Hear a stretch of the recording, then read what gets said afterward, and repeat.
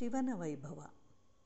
ಭೂಮಂಡಲವನ್ನೆಲ್ಲ ರಥವನ್ನಾಗಿ ಮಾಡಿಕೊಂಡವನು ಶಿವನು.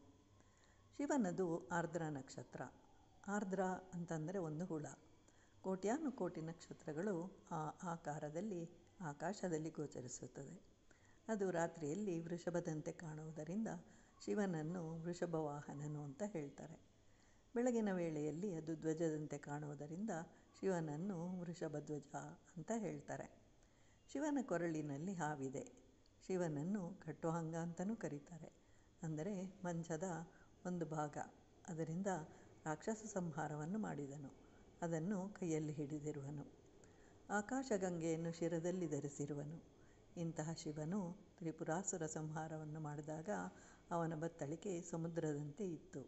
ಅಂದರೆ ಹೇಗೆ ಸಮುದ್ರದ ನೀರು ಹೆಚ್ಚು ಕಡಿಮೆ ಆಗುವುದಿಲ್ಲವೋ ಹಾಗೆ ಯಾವಾಗಲೂ ಬಾಣಗಳಿಂದ ತುಂಬಿತ್ತು. ಋಷಿಮುನಿಗಳು ಪದ್ಮಗಳಾದರೆ ಶಿವನೇ ಅದರ ಮೇಲೆ ಕುಳಿತುಕೊಳ್ಳುವ ದುಂಬಿ.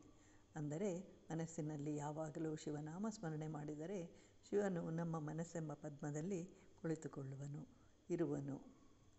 ಶಿವನು ಎಂತಹ ಭಯಂಕರ ಯುದ್ಧದಲ್ಲಿಯೂ ಸೋಲನ್ನು ಅನುಭವಿಸುವುದಿಲ್ಲ. ಅಂದರೆ ಶಿವನನ್ನು ನಂಬಿದರೆ ಜೀವನವೆಂಬ ಯುದ್ಧದಲ್ಲಿಯೂ ನಾವು ಸೋಲುವುದಿಲ್ಲ. ಶಿವನು ದಯಾಮಯನು. ಪಾರ್ವತೀದೇವಿಗೆ ಮನ್ಮಥನು ಶಿವನು.